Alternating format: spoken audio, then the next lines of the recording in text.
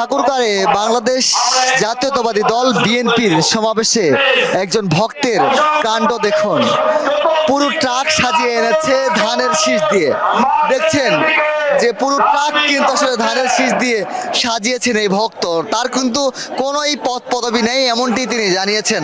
আমরা দেখছি ট্রাকের সামনে শহীদ মিনার, জাতীয় স্মৃতিসৌধ এবং বিএনপির যে প্রতীক রয়েছে ধানের শীষ, সেই ধানের শীষ প্রতীক কিন্তু এই ট্রাকের সামনে লাগানো। তার সাথে আমরা কথা বলবো কেন তিনি এসব এগুলো করেছেন সেই বিষয়ে একটু জানার চেষ্টা করব তার কাছ থেকেই। জানিয়ে রাখি দীর্ঘ 23 বছর পর তারেক রহমান বিএনপি চেয়ারম্যান তিনি কিন্তু আসছেন ঠাকুরগাঁয়ে এবং তাকে ঘিরেই আসলে এত কিছু আয়োজন।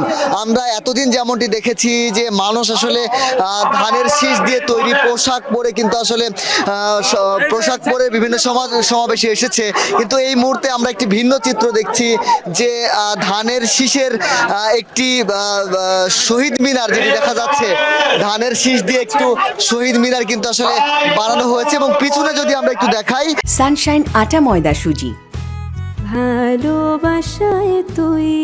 পিছনে যদি আমরা একটু দেখাই দেখছি যে ধানের শীষ দিয়ে বানানো হয়েছে স্মৃতিসৌধ। অক্লান্ত পরিশ্রম করে কিন্তু এই ভক্ত ধানের শীষ দিয়ে এমন স্মৃতিসৌধ এবং শহীদ মিনারটি তৈরি করেছেন। আমরা একটু সেই ভক্তের সাথে কথা বলতে চাই, আমরা একটু তার সাথে কথা বলতে চাই, একটু জানতে চাই যে কেন আসলে তার এই ব্যতিক্রমী উদ্যোগ। ভাই, আমরা 17 বছর ধরে কোনো নির্বাচন করতে পারিনি এবং উৎসাহভাবে এবার পেয়েছি আমরা। এই জন্য তারেক স্যারকে আমি উপহার জন্য এটা গাড়িটা সাজায় নিয়ে আসছি এবং নির্বাচন করতেছি। আমি সব জায়গায় নির্বাচন করতেছি, ঘুরে প্রচার করতেছি।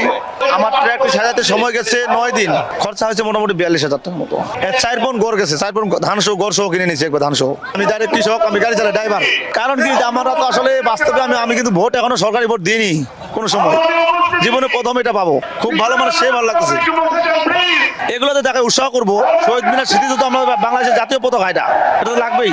খুব ভালো বলতেছে সবাই, খারাপ কেউ বলেনি। আমি যে পাক দিয়ে যাচ্ছি ও পাক দিয়ে গাড়ি আটকাই দিচ্ছে ছবি তোলার জন্য। তিনি কিন্তু আসলে দলের কোনো কর্মী না হয়ে দীর্ঘ সময়ের অক্লান্ত পরিশ্রমের মাধ্যমে এমন করে সাজিয়েছেন তার গাড়িকে। তিনি যেমনটি বলেছিলেন ধানের একটি এই ধানের শীষ দিয়ে কিন্তু 42 মন ধান লেগেছে এই প্রতিকৃতি তৈরি করতে এবং দীর্ঘ পরিশ্রমের মাধ্যমে তিনি কিন্তু এটা করেছেন। এই ছিল আমার কাছে থাকা তথ্য।